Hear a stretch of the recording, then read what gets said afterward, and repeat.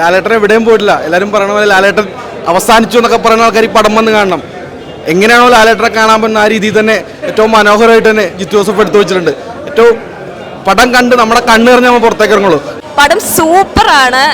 Expected level high ആയിരുന്നു. അതുപോലെ തന്നെയാണ് മസ്റ്റ് വാച്ച് ആണ്. ലാലേട്ടൻ്റെ ഒരു എന്താ പറയുക, ഒരു കം ബാക്ക് ആണ്. എല്ലാവരും തീർച്ചയായിട്ടും പോയി കാണണം. നേരെ സ്പെഷ്യൽ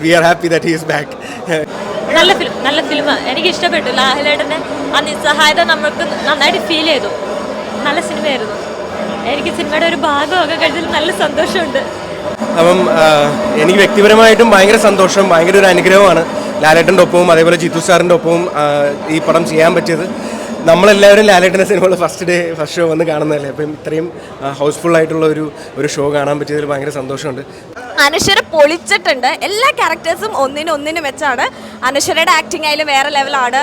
ആൻഡ് എല്ലാവരും പെർഫെക്റ്റ് കാസ്റ്റിംഗ് ആണ്. ആക്ടിങ് ഗംഭീരമാണ്. തുടക്കം മുതൽ അവസാനം വരെ നമുക്ക് സീറ്റുകളിൽ ഇങ്ങനെ എന്താ മുൾമുനയിലായിരുന്നു എന്താണ് നെക്സ്റ്റ് എന്നുള്ളത്. പേഴ്സണലായിട്ട് പറയുകയാണെങ്കിൽ ഞാൻ എൻ്റെ സിനിമാ ജീവിതം തുടങ്ങുന്നത് സ്പിരിറ്റ് എന്ന് പറഞ്ഞ സിനിമയിൽ ഒരു ജൂനിയർ ആർട്ടിസ്റ്റായിട്ട് ലാലേട്ടൻ്റെ പുറകെ നിന്നുകൊണ്ടാണ്. അപ്പോൾ അതിനുശേഷം ഏകദേശം 11 കൊല്ലത്തിന് ശേഷമാണ് ഇപ്പോൾ ലാലേട്ടൻ്റെ ഒപ്പം അഭിനയിക്കാൻ പറ്റിയത്. അപ്പം അതും ഇത്രയും നല്ലൊരു സിനിമയിൽ ചെയ്യാൻ പറ്റി. അപ്പോൾ എന്താ പറയണ്ടേ, ഇപ്പം എല്ലാവരും പുറത്തേക്ക് വരുമ്പോഴത്തേക്കും ഒരു ഭയങ്കര ഇമോഷണൽ ആയിട്ടുള്ളൊരു മൊമെൻ്റാണ്. നമുക്ക് അങ്ങനെ പെട്ടെന്നൊന്നും അതിനെക്കുറിച്ച് പറയാൻ പറ്റുന്നില്ല. ഒരു ഭയങ്കര ഹാർട്ട് ഫെൽറ്റ് ആയിട്ടുള്ളൊരു മൊമെൻ്റാണ്. He hadn't gone anywhere, he was here. പക്ഷേ ഇത്തരം നല്ല നല്ല കഥാപാത്രങ്ങൾ, വിജയ് മോഹനെ പോലുള്ള എന്താ പറയണ്ടേ, വിജയം ലഭിക്കുന്ന പോലത്തെ കഥാപാത്രങ്ങൾ ലാലേട്ടൻ ഇനിയും കിട്ടട്ടെ എന്ന് ഞാൻ ഒരു ആരാധകൻ എന്ന നിലയിൽ ആഗ്രഹിക്കുന്നു. ഒരു നടൻ എന്ന നിലയിൽ അദ്ദേഹത്തിൻ്റെ ഒപ്പം കൂടുതൽ വർക്ക് ചെയ്യാൻ പറ്റട്ടെ എന്ന് പ്രാർത്ഥിക്കുന്നു. പിന്നെ ഇപ്പം ലാലേട്ടൻ്റെ മോൻ്റെ കൂടെ തന്നെയാണ് വീണ്ടും ചെയ്യുന്നത്. അപ്പൻ്റെ കൂടെയാണ് വർഷങ്ങൾക്ക് ശേഷം. അപ്പോൾ അതുകൊണ്ട് നമുക്ക് സന്തോഷമുണ്ട്, വളരെ സന്തോഷം. Thank you. അത്രയും ഫീലായിട്ട് തന്നെയാണ് പടം എടുത്തു വെച്ചിരിക്കുന്നത്. ഏറ്റവും എന്താ പറയുക, പറയാൻ വാക്കുകളില്ല.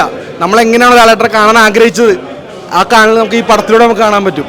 ഓക്കെ, ഇത്രമാത്രം കോടതിയെ റെസ്പെക്റ്റ് ചെയ്തുകൊണ്ടുള്ള ഒരു വാദപ്രതിവാദം നടന്നു. ഒത്തിരി അതിജീവിതമാരുണ്ടല്ലോ, അപ്പോൾ കേരളത്തിൽ എത്രയോ കേസുകളുണ്ട്, പല കേസുകളുടെ റിപ്പോർട്ടുണ്ട്.